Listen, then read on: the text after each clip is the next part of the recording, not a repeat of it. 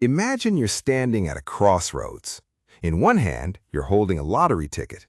One draw could change your life, or it could be worthless by tomorrow. In the other hand, you're holding a tiny mango sapling. It won't give you fruit anytime soon, but if you care for it and wait, it could feed you for years.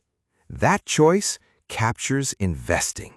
Say you invest $10,000 in a well-known, mature company like Coca-Cola. It's not exciting.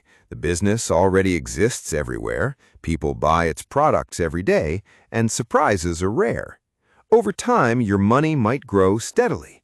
Maybe in 5 years, it doubles. That's like planting the sapling and letting it grow slowly, season after season. Now imagine putting that same $10,000 into Amazon in the early 2000s. Back then, nobody knew how the story would end. It could have become massive, or it could have disappeared like many other internet companies. If it worked, your money might multiply many times.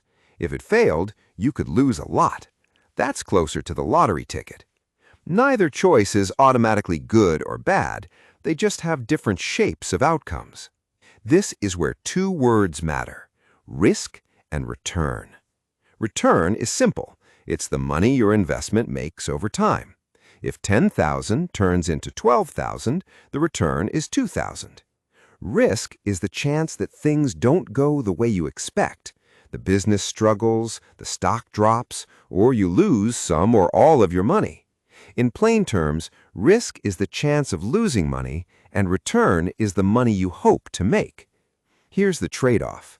Investments with higher potential returns usually come with more uncertainty. Investments that feel safer usually grow slower. That's why every investor, whether they know it or not, has to answer one question: how much risk am I willing to take for the return I want? There's no universal right answer. The goal of investing isn't to eliminate uncertainty, it's to choose the kind of uncertainty you can live with.